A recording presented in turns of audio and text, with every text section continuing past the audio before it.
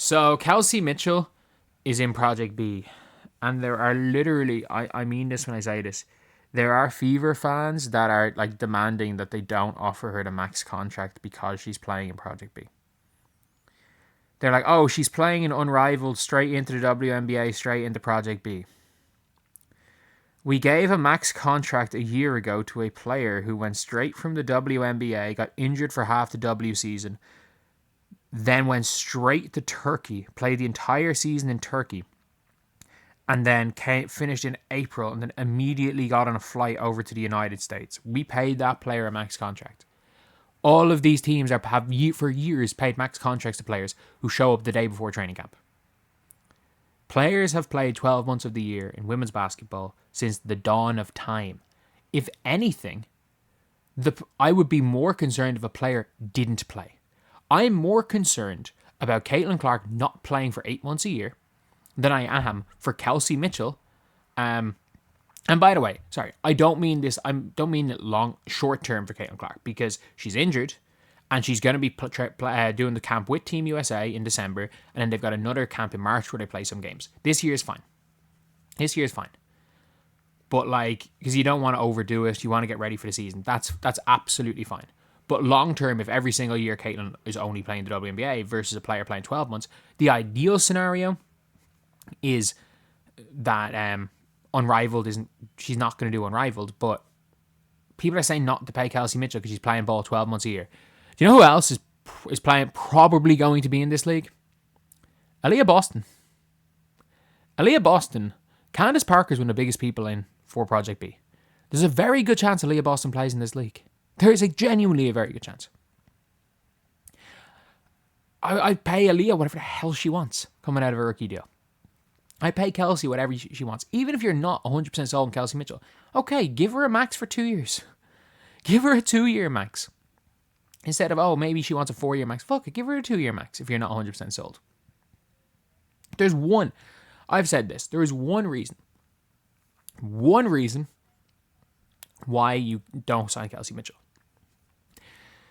If you are the Indiana Fever, the only reason you don't sign Kelsey Mitchell is if Kelsey Mitchell, or is if Jackie Young wants to come to Indiana, Kelsey Mitchell is saying, you know what, I think I've done all I can do in Indiana.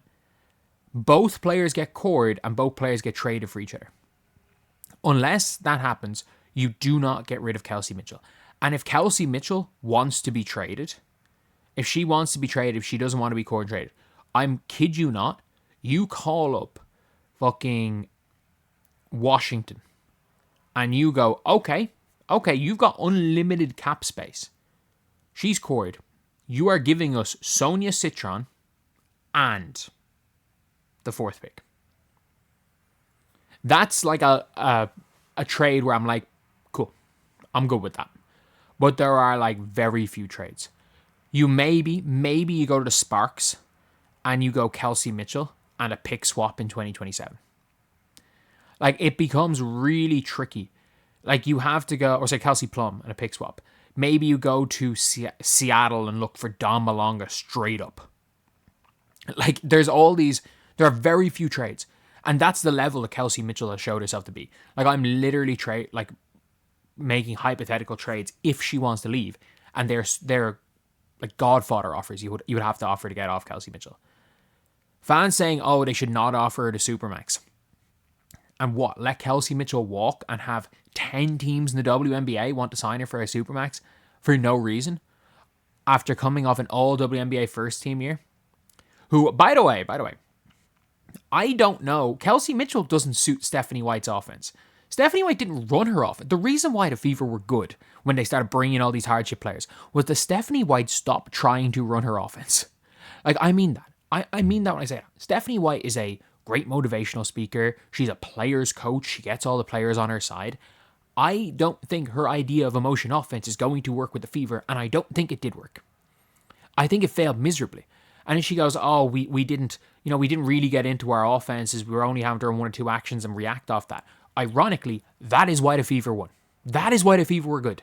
Because essentially, she stopped coaching. It's the Jesse Marsh effect for Leeds.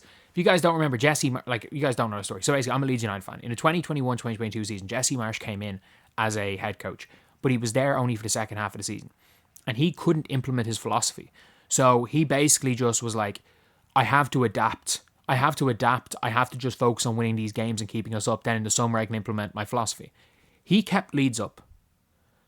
And then he implemented his philosophy. And we were the worst team in the league. Like, teams just exposed us. His philosophy got completely exposed. But he wasn't a bad manager at like reading and adapting for teams and all of this. So he was actually a good manager. However, he was so obsessed with his system that he fucked it. And now he's considered a joke. Because instead of coaching the game, he began coaching his system. And the problem is, I think Stephanie White's really good at coaching the game. I think Stephanie White's in-game adjustments are 100 times better than Christy Sides. But I think that if she wants to put in this system, it's not going to fucking work. And that's the problem is, like, everyone says Kelsey Mitchell and Caitlin Clark can't work together. We have literally seen Kelsey Mitchell, Caitlin, and Aaliyah Boston look like the best big three in the league. When Christy Sides decided she just didn't want to coach. When she decided, you know what, Caitlin, you go coach. You go coach. Like, she did that. And the team won. The team won. It is a really interesting one anyway. But yeah, I'm just going to say it now. Like, any fan that does not want Kelsey Mitchell on their team is crazy. You're all crazy if you don't want Kelsey Mitchell on your team. Kelsey Mitchell is so good. She is one of the 10 best players in the world. I mean that. And scarily enough, the Indiana Fever have 3 of them. The Indiana Fever have 3 of the 10 best players in the world.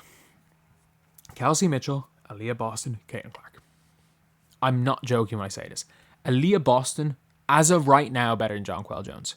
Jonquel, I don't know what happened last year. She just looked all over the place.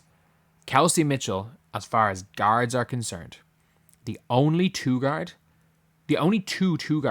I am entertaining in a conversation with Kelsey Mitchell and no Alicia Gray are Paige Bueckers and Jackie Young. And Jackie Young kind of plays the one a bit, and so does Paige. They're combo guards. And in fairness, Kelsey Mitchell was a combo guard in the end. They are the only 2 I'm entertaining a conversation with. She's better than Kelsey Plum. She's better than Kalia Copper. She's way better than Jewel Lloyd, obviously. Better than Sabrina Ionescu. Way better than Sabrina Ionescu. Jeez, the most Sabrina's good, the most overrated player in the W. But yeah, anyway, that is the video. Let me know what you guys think in the comment section below. And as always, thank you guys for watching. Please like, comment, and subscribe.